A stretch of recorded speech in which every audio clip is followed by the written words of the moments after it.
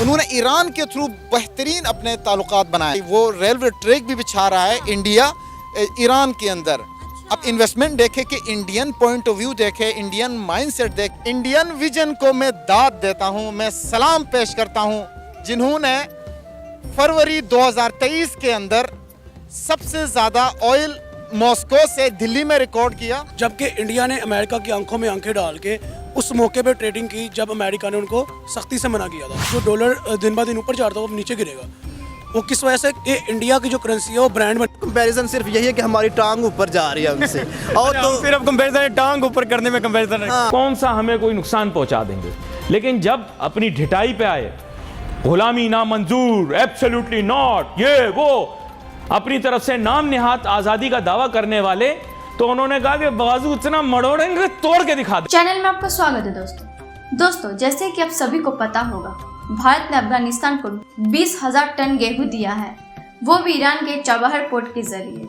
ये जानकर पाकिस्तान में सबको सांप सूंघ गया है।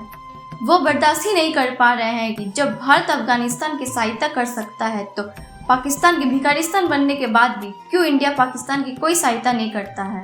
दूसरी ओर दुनिया भर में अब धीरे धीरे भारतीय करेंसी का सिक्का तूल पकड़ रहा है और अंत में देखेंगे पाकिस्तान के लोग कैसे इंडिया से पाकिस्तान की बार बार तुलना करके फिर वही पुरानी नई कहानी रिपीट करते रहते हैं। पाकिस्तानी ये कब समझेंगे कि इंडिया से तुलना करके वो अपना खुद का मजाक बनाते हैं। वीडियो में आगे बढ़ने से पहले हमारे नए सब्सक्राइबर्स को धन्यवाद और चैनल में जो नए दर्शक है उनसे निवेदन है कि चैनल सब्सक्राइब करें और बेल आइकन को पाकिस्तानी आतंकवादी का गला समझकर दबा दें। आइए देखते हैं भारत की तारीफ की कहानी पाकिस्तानियों की जुबानी। अब दूसरी बात, अगर अफगानिस्तान का इंडिया के साथ रिलेशंस देखा जाए तो चाइना के साथ उनके बिल्कुल हैं, लेकिन उन्होंने ईरान के थ्रू बेहतरीन अपने ताल्लुकात बनाए हुए हैं। वो इस तरह है कि 2016 में नरेंद्र मोदी ने विजिट किया हुआ था चाबहार ईरान में विजिट करने के बाद 2017 में 85 मिलियन डॉलर्स इन्वेस्ट किए चाबहार पे। अब देखें, आप हमेशा से अपने मुफाद को देखते हैं। आप ये नहीं देखते कि अगला मुल्क मेरे लिए क्या कर रहा है। अगर अगले मुल्क में इन्वेस्टमेंट से मुझे फ़ायदा है तो आपको 10 कदम आगे बढ़ के करना चाहिए। 16 में नरेंद्र मोदी ने विजिट किया, 17 के अंदर नरेंद्र मोदी ने 85 मिलियन डॉलर लगा के वहाँ चाबहार की इन्होंने इनॉग्रेशन की, सिर्फ इस खातिर कि उसको पता है कि यहाँ से फ़ायदा किसको मिलना है। अब जब वो रूट बना तो पाकिस्तान का जो गवादर पोर्ट है उसमें और आपको जो चाबहार है इसमें सिर्फ और सिर्फ 72 किलोमीटर का टोटल फासला रास्ता है, लेकिन हम उनसे ताल्लुकात टाइज नहीं बना सके। इंडिया ने उठ के जाके उनके लिए इन्वेस्टमेंट किया, 85 बिलियन डॉलर्स इन्वेस्ट किए, उनके लिए बना के दिया। अब ये भी सुनने में आ रहा है कोई 900 किलोमीटर का वो रेलवे ट्रैक भी बिछा रहा है इंडिया ईरान के अंदर। अब इन्वेस्टमेंट देखे कि इंडियन पॉइंट ऑफ व्यू देखे, इंडियन माइंडसेट देखे और हमारा माइंडसेट देखें। इंडियन विजन को मैं दाद देता हूं, मैं सलाम पेश करता हूं जिन्होंने फरवरी 2023 के अंदर सबसे ज्यादा ऑयल मॉस्को से दिल्ली में रिकॉर्ड किया और दिल्ली तीसरा सबसे बड़ा शहर है पूरे दुनिया में जो मॉस्को से ऑयल इंपोर्ट करता है, क्रूड ऑयल। आपको पता है कि रशिया पर पाबंदियों के बावजूद भी इंडिया ने रिकॉर्ड तोड़ तेल खरीदा है, खाम तेल खरीदा है रशिया से, और वो भी डॉलर में नहीं, इंडियन रुपी में। पाकिस्तान है गुलाम अमेरिका का, जिसने रशिया अमेरिका की बात मानते हुए अपने आप को दबा लिया, ठीक है। जबकि इंडिया ने अमेरिका की आंखों में आंखें डाल के उस मौके पे ट्रेडिंग की जब अमेरिका ने उनको सख्ती से मना किया। डॉलर दिन ब दिन ऊपर जा रहा था वो नीचे गिरेगा। वो किस वजह से कि इंडिया की जो करेंसी है वो ब्रांड बनने जा रही है, ठीक है। देखिए ना, इंटरनेशनल लेवल पे आपको न्यूज़ आ गई कि इंडियन करेंसी में रशिया और इंडिया की ऑयल ट्रेड हो गई है। तोड़ जो है वो तेल खरीदा है, खाम तेल खरीदा है रशिया से, और जो भी उनके साथ ट्रेड की है वो इंडियन रुपी में की है। आपको क्या लगता है कि इससे इंडियन रुपी की वैल्यू कितनी ज़्यादा बढ़े? देखें, एक चीज़ बड़ी क्लियर है, अगर इंडिया ने अपने रुपये में की है तो ये बात तो पता चलती है कि गोल्ड इनफ है, बैक एंड मजबूत है।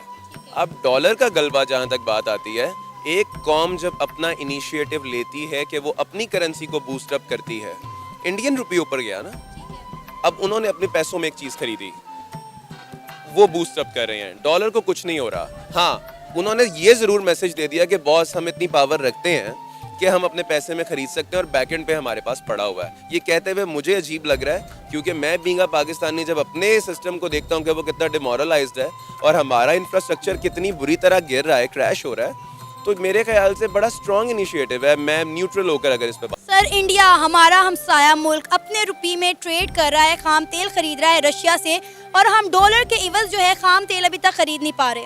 हमारे पास डॉलर ही नहीं है मैम, अनफॉर्चुनेटली। हमारे पास डॉलर अगर होता तो हमारी ये हालत ना होती। इंडिया खरीद रहा है, इंडिया हमसे बहुत ऊपर है। चलें खाम तेल के अलावा बात करें, एजुकेशन पर आते हैं। इंडिया 5% से ज़्यादा एजुकेशन पे लगाता है, हम 1% लगाते हैं। इसकी बात करूं तो इंडियंस की कैसी इमेज है बाहर बाकी कंट्रीज़ में? यार ऑब्वियसली इंडियन है, क्योंकि आपको पता है इकोनॉमी के लिहाज से बहुत स्ट्रॉन्ग है। अब तो दुनिया के दूसरे नंबर पे इकोनॉमी में आ गया इंडिया, तो इंडिया पाकिस्तान कंपैरिजन ना से आपको पाकिस्तान कंपैरिजन ना करें, नहीं बनता कंपैरिजन। नहीं, बहुत बहुत मुश्किल बाकी है। हम हर चीज़ों में इंडिया के साथ कंपैरिजन करते हैं, तरक्की में हम कंपैरिजन नहीं करते। हम इंडिया के साथ किस चीज़ में कंपैरिजन करते हैं? हम तो नहीं करते कंपैरिजन। आप कोई सुलझाओ लड़का या पढ़ा लिखा लड़का होगा, उसको टेक्नोलॉजी के बारे में, इंडियन टेक्नोलॉजी के बारे में, इधर 14 अगस्त पे पॉपने लेके पाँ हो रही होती हैं, वहाँ पर आपको पता है इलेक्ट्रिक गाड़ियों की इनोवेशन हो रही होती है। बात करें तो हमारा कंपैरिजन सिर्फ यही है कि हमारी टांग ऊपर जा रही है उनसे। और तो सिर्फ कंपैरिजन टांग ऊपर करने में कंपैरिजन है। हाँ, टांग बॉर्डर पे खड़े होकर हम बस टांग ऊपर कर रहे हैं, इससे ज़्यादा हमारा कंपैरिजन उनके साथ नहीं है। मैं अपनी फील्ड की बात करूँ ना। अच्छा, आपने वेब डेवलपिंग की बात की, तो उसमें कैसा कंपैरिजन देख रहे हैं पाकिस्तान में और इंडिया में? उसी का मैं बताने जा रहा हूँ कि अपनी फील्ड की बात करूँ तो मैं जो उनके मैट्रिक के स्टूडेंट है ना, वो हमारी जो अब मैं बैचलर करके इस फील्ड में आया हूँ, तो वो मैट्रिक के लेवल से इस फील्ड में आ रहे हैं। वो जब तक उन्होंने बैचलर करना है ना, तो एक सीनियर फुल स्टैक डेवलपर्स बन चुके होते हैं। अब हम उनके कम्युनिकेशन होती है सोशल मीडियाज़ पर, तो वो हमसे इस फील्ड में भी बहुत ज़्यादा आगे है। हमें 14 बैचलर करके भी हमें पता नहीं होता कि हम किस फील्ड में जा रहे हैं। हमारे पास डिग्रीज इतनी होती है, एजुकेशन का फ्लॉ है दोनों तरफ, लेकिन उनका बहुत अच्छा है हमारे से। उनका अच्छा है। अच्छा, आप मुझे ये बताएं कि जो बाकी बड़ी मल्टीनेशनल कंपनीज़ हैं वो भी इंडियंस को प्रेफर करती हैं, पाकिस्तानियों को प्रेफर नहीं करती, इसकी क्या वजह है? यार मल्टीनेशनल कंपनी है ना, देखिए अब हमारे जो इदारे हैं ना, आई एम इंजीनियर, ठीक है, मैं एक इंजीनियर हूँ, मैंने अपनी डिग्री कंप्लीट की है, ठीक है, मैंने अपनी फील्ड में जॉब ढूंढी, मुझे अपनी फील्ड में जॉब ही नहीं मिली। ये तो हाल है पाकिस्तान की एजुकेशन का, बंदा पढ़ा लिखा और उसको जॉब नहीं मिल रही। तो मैं 1 साल से अपनी फील्ड में जॉब ढूंढ रहा हूँ मुझे, क्योंकि यहाँ पर आपको पता है कि there are not a lot of manufacturing plant in Pakistan. मईशत के असूल तुम पर लागू होंगे और महंगाई के तनासुब से ज़्यादा इंटरेस्ट रेट करना लाजमी होगा। तो यहाँ पे जनाबे वाला पाकिस्तान के अंदर लोगों को गशी के दौरे पड़ गए, क्योंकि इससे पहले ये कानून हम पे लागू नहीं होता था। क्योंकि हम क्या करते थे, हम कहते थे एब्सोल्युटली यस। वेस्ट कहता था चलो छोटा सा मुल्क है, चने मुरमुरे वाली मईशत है इनकी, जो मर्जी करते हैं करने दो, कौन सा हमें कोई नुकसान पहुंचा देंगे। लेकिन जब अपनी ढिठाई पे आए, गुलामी ना मंजूर, एब्सोल्युटली नॉट, ये वो अपनी तरफ से नाम निहात आज़ादी का दावा करने वाले, तो उन्होंने कहा कि बाजू इतना मड़ोड़ेंगे तोड़ के दिखा दे। इसको जानते हैं कि इंसान मौसम के साथ साथ बदलता है, तो हम ज़रा अपनी हैसियत भूल गए थे, तो उन्होंने याद करा दी। अभी भी हम बाज नहीं आए, जब तक हम बाज नहीं आएंगे वो हमें हमारी हैसियत याद कराते रहेंगे।